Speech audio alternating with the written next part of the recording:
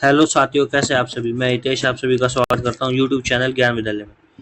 तो दोस्तों, आज देखते हैं आपके लिए एक नया सेट लेके आया हूं। तो देखते हैं क्या कुछ खास है, कैसा लेवल रहेगा, इजी टू मॉडरेट रहेगा या हार्ड रहेगा। तो चलिए अपनी वीडियो को स्टार्ट करते हैं। यदि आप हमारे साथ पहली बार जुड़े तो प्लीज़ वीडियो को लाइक और शेयर करना, देन चैनल को सब्सक्राइब करना ना भूलें। तो चलिए दोस्तों, स्टार्ट करते हैं आज के सेशन को।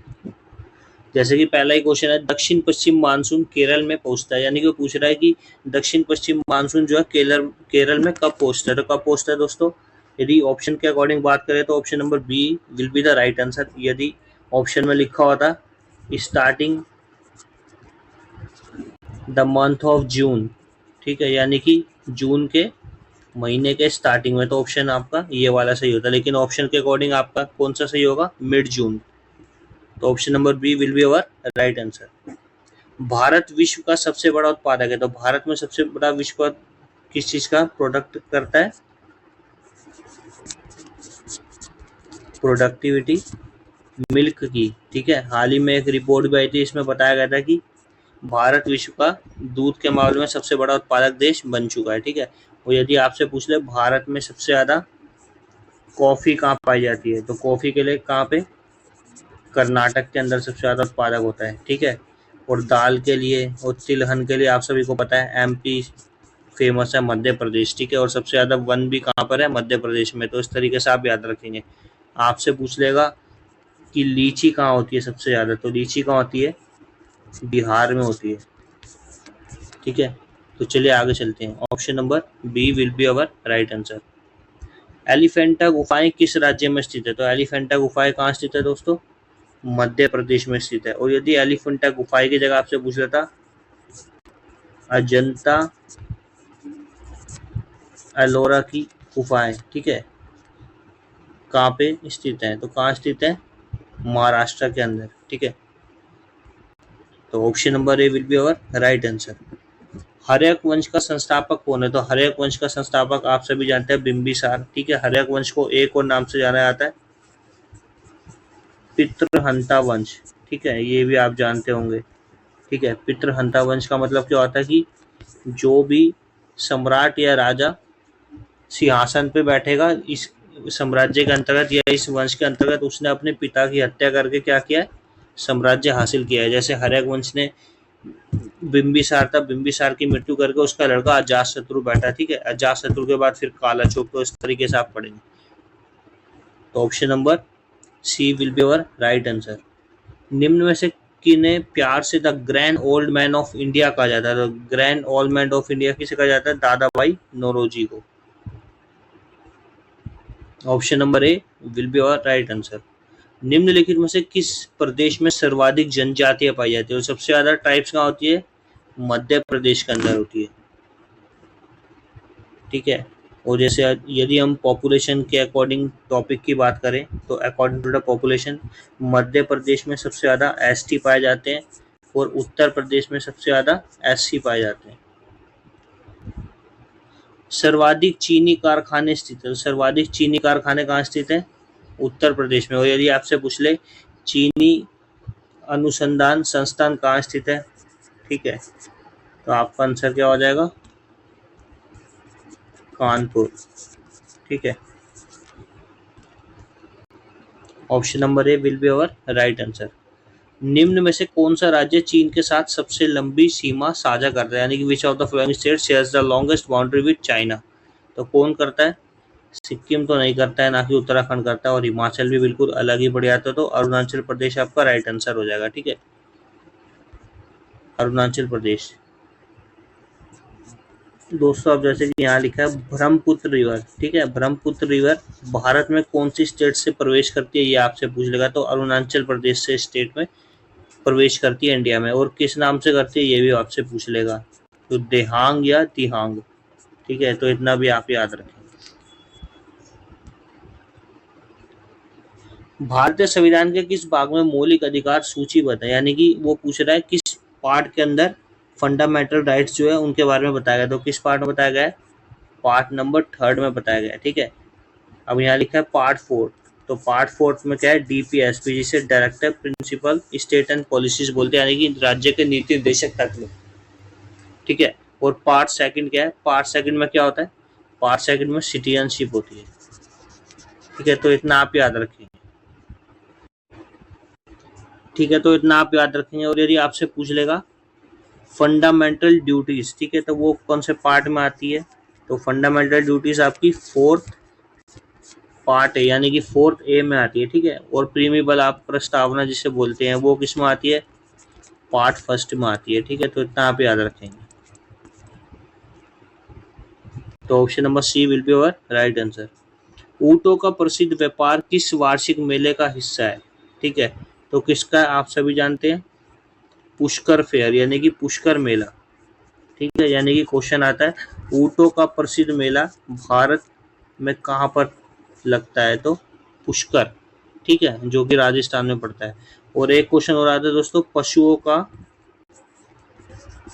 प्रसिद्ध मेला, पशुओं का प्रसिद्ध मेला या पशुओं का प्रसिद्ध सोनपुर मेला, ये कहाँ पे लगता है, तो ये कहाँ पे लगता है, आपका बिहार स्टेट में लगता है। तो ये भी याद रखेंगे। तो option number D will be our right answer. Japan की राष्ट्रीय पोशाक कौन सी है, तो जापान की नेशनल ड्रेस कौन सी है, किमोनो।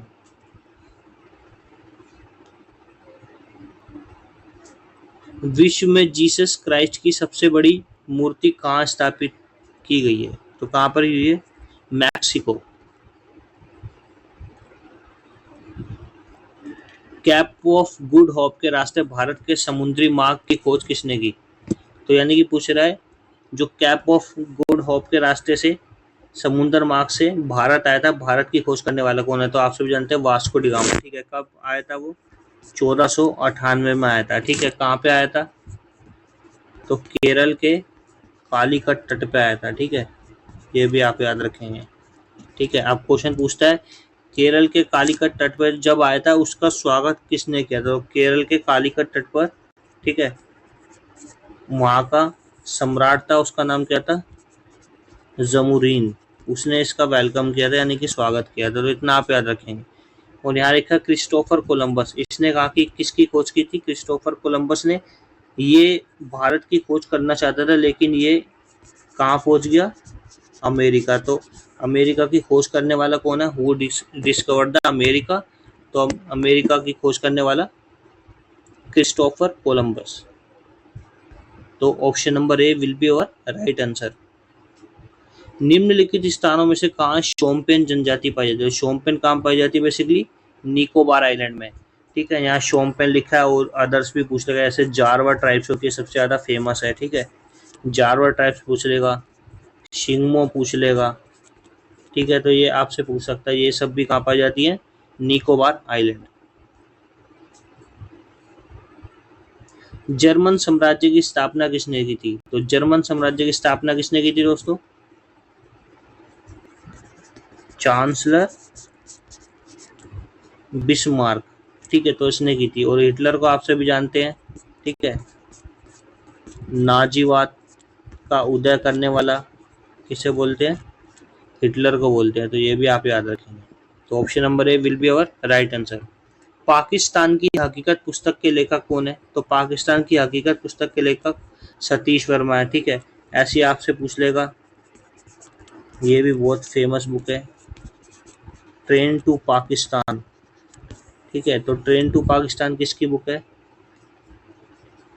खुशवंत सिंह की, ठीक है। इस तरीके से आपसे पूछ सकता है। तो बुक से भी एक ना एक स्टैटिस्टिक्स जीके का पार्ट है, जो कि उससे भी क्वेश्चंस आते हैं। Option number A will be our right answer. एशियाई खेलों का आरंभ वर्ष डैश में हुआ था, तो एशियाई खेलों का आरंभ कहाँ पे हुआ था दोस्तों, 1991 में स्टार्टिंग हुई थी और 1991 में पहली बार खेले गए थे। कहाँ पे खेले गए थे ये भी पूछता है आपसे, भारत की राजधानी नई दिल्ली, ठीक है। तो ये भी आप याद रखेंगे। और अभी हाल ही में 2023 में कहाँ पे हुए थे, होस्टिंग कंट्री कौन थी, चाइना, यानी कि चीन, ठीक है। और विनर भी चाइना रहा, ठीक है। ये भी आप याद रखेंगे। और कितने मेडल से जीता है, 383, टोटल इसके 383 मेडल से विनर रहा, ठीक है। अब जो 2026 में होने वाला है वो कहाँ पे होगा, वो जापान में होगा, ठीक है। ये भी आप याद रखेंगे इन फ्यूचर के लिए। तो option number A will be our right answer. Yonex cup किस खेल से संबंधित है? तो योनेक्स कप किस खेल से संबंधित है? बैडमिंटन से, ठीक है। अब क्रिकेट की बात आ गई है, क्रिकेट के कौन कौन से कप और ट्रॉफीज होती है आप सभी को पता होनी चाहिए। रणजी ट्रॉफी होती है, देवदत्त ट्रॉफी होती है, ठीक है। एशिस कप जो होता है ये भी आप जानते हैं, तो इस तरीके से याद रखेंगे, ठीक है। तो option number A will be our right answer. अंतर्राष्ट्रीय न्यायालय में न्यायाधीशों की संख्या है, तो जो इंटरनेशनल कोर्ट ऑफ जस्टिस है उसके अंदर टोटल मेंबर कितने हैं? 15, ठीक है। इसकी स्थापना कब हुई थी? 1945 में। और आपसे पूछ लेगा इसका हेड क्वार्टर कहाँ पे है, ठीक है। तो ये भी आपको पता होना चाहिए, द हेग।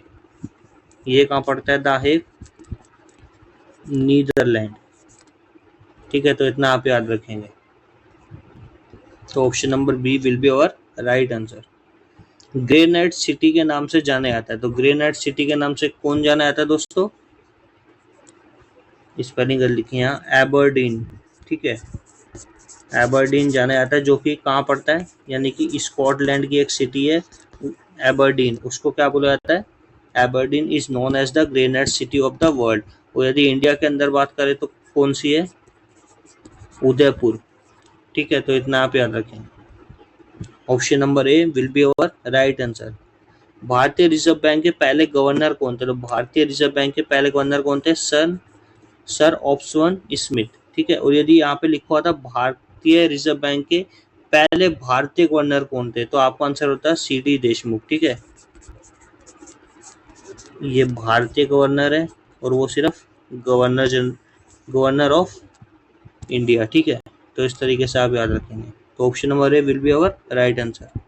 तो इसी के साथ दोस्तों हमारी वीडियो खत्म होती है। यदि आपको वीडियो अच्छी लगी तो प्लीज़ चैनल को सब्सक्राइब करना ना भूलें। Thanks for watching my video.